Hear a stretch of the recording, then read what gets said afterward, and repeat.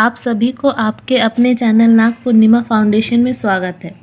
तो जैसा कि हम लोगों ने कल देखा था कि साइकोलॉजी जो कि लेडीज सुपरवाइज़र का तकनीकी विषय है, तो साइकोलॉजी का हमने कल क्लास स्टार्ट किया था।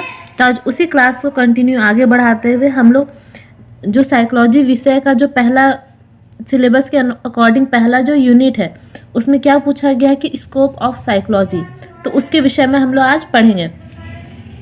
तो जहाँ तक उम्मीद है आप लोग को अभी तक ये तो कन्फ्यूज़न नहीं होगा कि जैसे जनरली लोग जानते हैं कि साइकोलॉजी अगर आप किसी को बताते हैं तो वो लोग सोचते हैं कि ये लोग साइकोलॉजी जो पढ़ते हैं ये लोग मन की बात को समझ जाते हैं, लेकिन वैसा नहीं होता है। ये हमने पहले वाले क्लास में ये देखा कि जो साइकोलॉजी है वो मानव के या फिर प्राणी के व्यवहार का अध्ययन करता है, और कोई भी व्यवहार कहाँ से कंट्रोल होता है, ब्रेन से।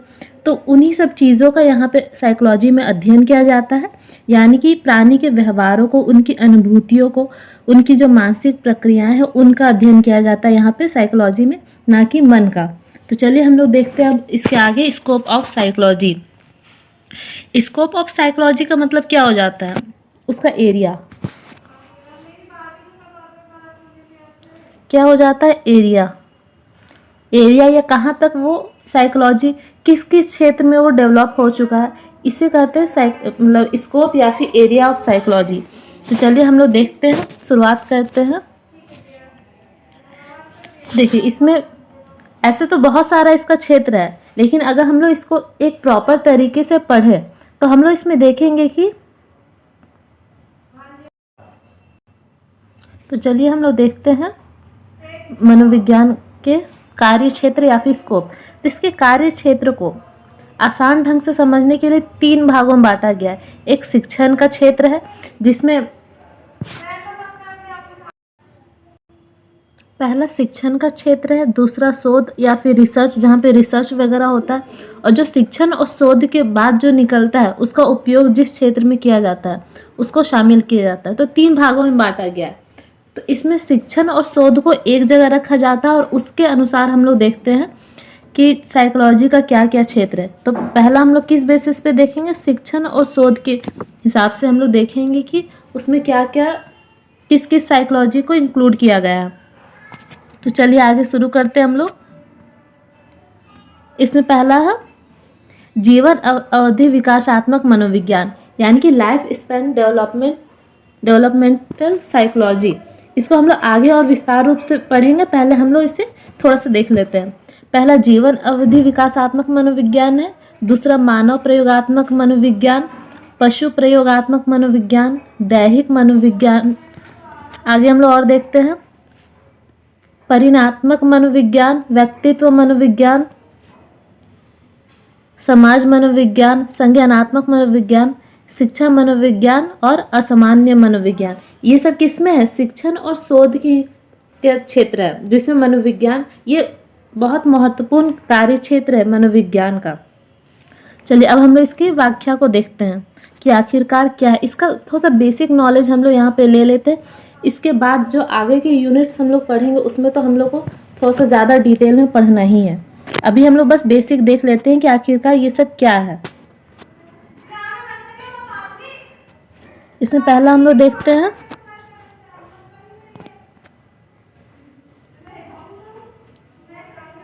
जीवन अवधि विकासात्मक मनोविज्ञान। जीवन अवधि विकासात्मक मनोविज्ञान पहला देखते हैं हम लोग। इसमें हम लोग पहले देखेंगे कि आप लोग चाइल्ड साइकोलॉजी यानी कि बाल मनोविज्ञान के बारे में आप लोग को अगर थोड़ा बहुत पता होगा तो, नहीं तो अगर नहीं भी पता है तो चाइल्ड साइकोलॉजी से हम लोग को इतना तो समझ आता है कि हमारे जो बचपन से लेकर जो हमारा किशोरावस्था वाला तक का जो है उस टाइम तक के विकास जो भी होता है, जैसे हम लोग का गर्भावस्था से लेकर किशोरावस्था से पहले तक को हम लोग बाल अवस्था कहते हैं। तो उस अवस्था को पहले लिया जाता था, लेकिन अब जो विकसित हो रहे मनोविज्ञान, इसमें बाल अवस्था, किशोरावस्था, वयस्कावस्था यानी कि वृद्धावस्था सारा को इंक्लूड किया गया है। मतलब बाल अवस्था में जो भी डेवलपमेंट होगा उनको भी, किशोरावस्था में भी, वयस्कावस्था में भी, और जो वृद्धावस्था मतलब इसमें पूरे जीवन चक्र को ले लिया गया है।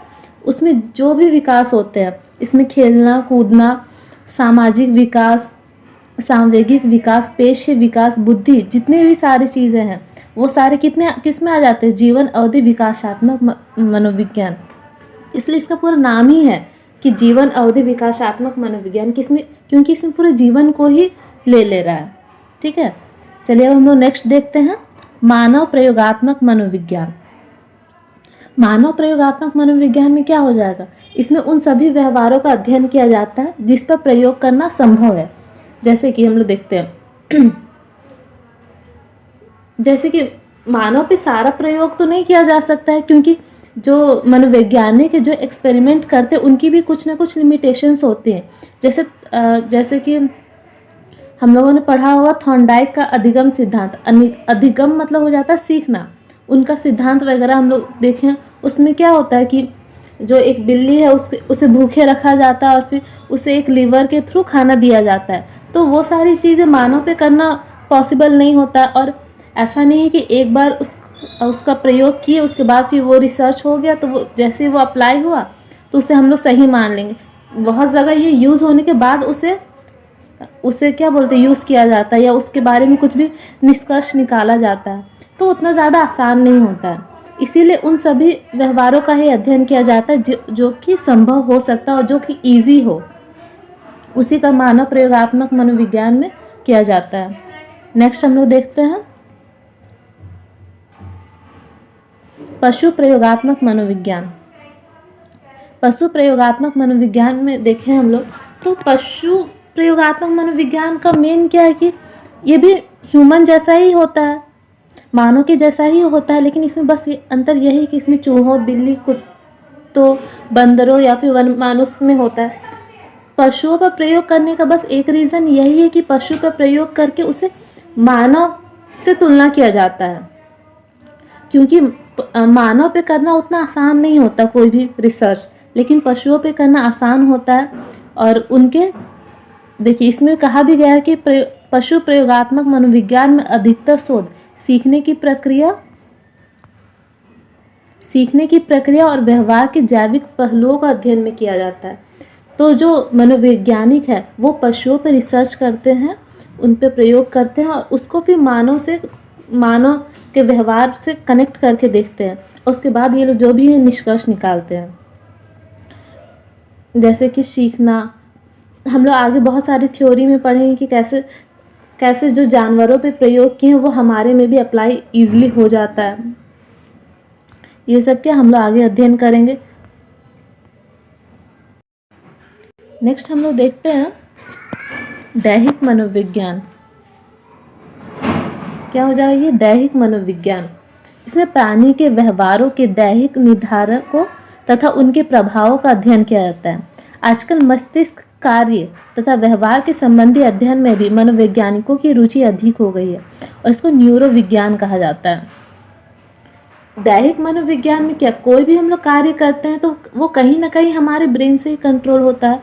तो इसमें उसी फंक्शंस को और उससे जो ब्रेन से हमारा कंट्रोल होता है उसके बाद ही हम लोग कोई व्यवहार करते हैं, तो उस चीज़ को ही इसमें अध्ययन किया जाता है कि दैहिक मनोविज्ञान में कैसे ब्रेन हमारा वर्क करता है और उससे हमारा क्या व्यवहार होता है, क्या हम लोग बिहेवियर करते हैं, तो वही चीज़ है।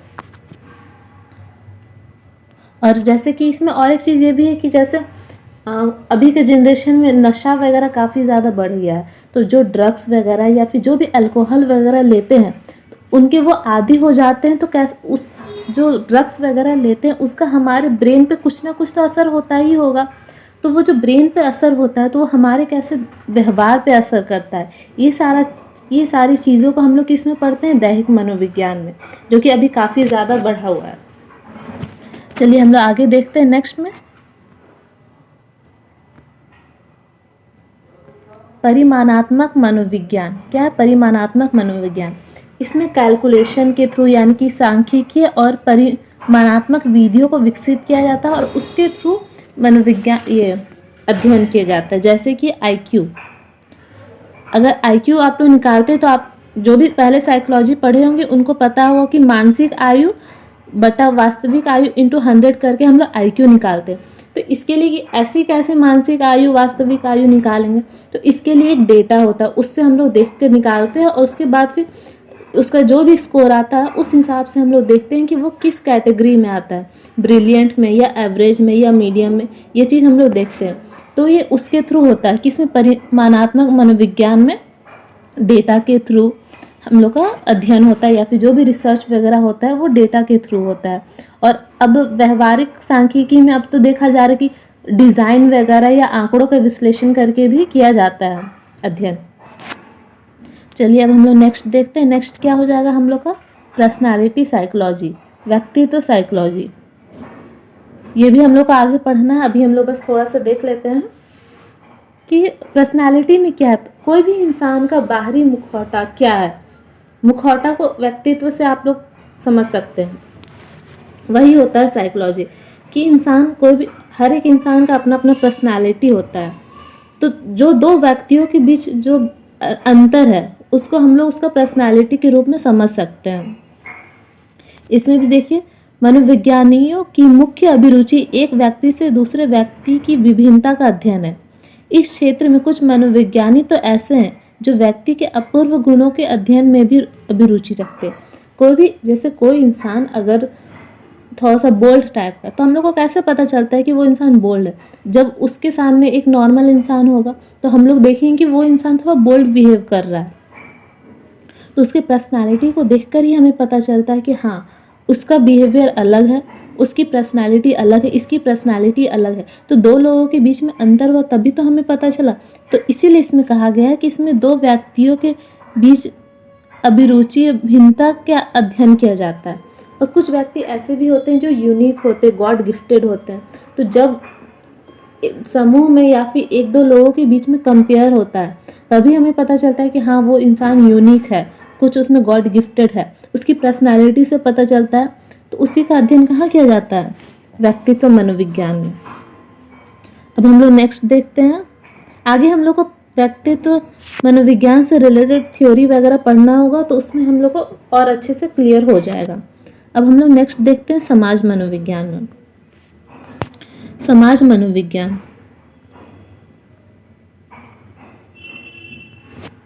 समाज मनोविज्ञान के अध्ययन क्षेत्र में समूह का व्यक्ति पर पड़ने वाले प्रभाव तथा व्यक्ति का समूह पर पड़ने वाले प्रभावों का अध्ययन किया जाता है। इसमें क्या कहा जा रहा है कि समूह का व्यक्ति पर प्रभाव, जैसे कि हम लोग घर पे देखते हैं कि जिसके घर का माहौल थोड़ा सा झगड़ा वाला है या फिर थोड़ा सा उतना शांत वाला नहीं है, उसके उन बच्चों में भी उसी टाइप का अग्रेशन रहता है। और वहीं जिस बच्चे के घर पे उस तरह का माहौल नहीं रहता, वो बच्चा भी नॉर्मल रहता है। मतलब हम लोग इसमें देख रहे हैं कि समाज मतलब क्या हुआ, हमारा परिवार ही हुआ ना। कोई भी दो इंसान अंतःक्रिया करने के बाद एक परिवार बनता है और परिवार से समाज बनता है, और उन्हीं समाज का असर सारे व्यक्तियों पर पड़ता है। तो वही कहा जा रहा है कि उस समाज का व्यक्ति पे और व्यक्ति का समाज पे क्या असर पड़ता है, उसका अध्ययन इसमें किया जाता है। उसी का अध्ययन इसमें किया जाता है। जैसे कि कोई एक इंसान, जैसे कि मान लीजिए हमारे नरेंद्र मोदी का, उनकी पर्सनालिटी वैसा है, वो एक पद पे, उनका कुछ तो इफेक्ट हम लोग पे पड़ता है, अच्छा बुरा। कुछ लोग उनको अच्छा बोलते, कुछ लोग उनको बुरा बोलते, उनका जो भी प्रभाव हम लोग पे पड़ रहा है, तो वो सारा अध्ययन हम लोग किस में करेंगे, समाज मनोविज्ञान पे करेंगे। यही सब है। चलिए अब हम लोग आगे नेक्स्ट बढ़ते हैं। संज्ञानात्मक मनोविज्ञान। संज्ञानात्मक मनोविज्ञान में क्या है, इसमें मानसिक प्रक्रियाओं जैसे प्रत्यक्षण, चिंतन, सीखना, बुद्धि, स्मृति आदि के अध्ययन पर महत्व डाला जाता है।